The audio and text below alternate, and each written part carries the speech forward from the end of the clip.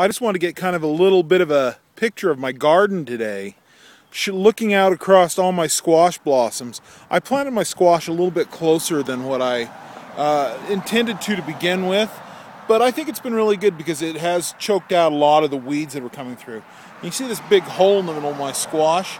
We had an extremely strong microburst come through, break a bunch of stems, but as you can see, everything's doing really great here. A couple pumpkins, some tomatoes coming up through the squash.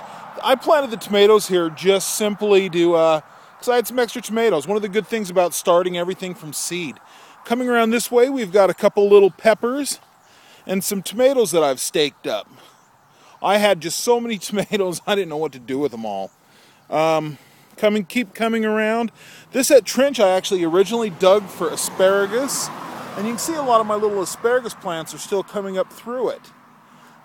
Just love the asparagus.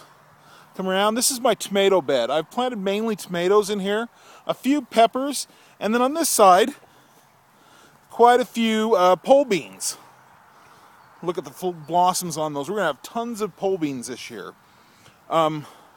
These are jalapenos. The wife wanted to do some jalapeno jam. There's Shelby. Say hi, Shelby. Hi, Shelby. Coming over here, this is our first bed. I've already picked all the peas out of here. Squash. More squash, I should say. That's a crookneck down there. Get a good look at that crookneck. Ugh. And a cantaloupe. Cat trying to play in the garden. More tomatoes. These are onions I started from seed. I've never started onions from seeds, just sets. So I think these have done just superb. I began deep mulching my beds. That's actually a volunteer squash. I have a couple of squash on it right now. Nightshade, garden huckleberry, either way you're right. A little pepper, some more nightshade, husk tomatoes, pepper and blossom. Let's look at that little pepper blossom.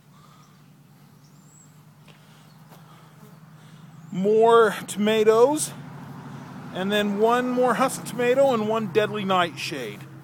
It's funny, when they were little, you couldn't tell the difference between the two.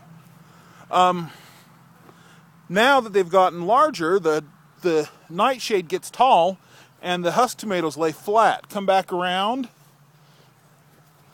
and we see my sunflowers. These are gray striped sunflowers coming up. I'm hoping to get tons of sunflower seeds from these.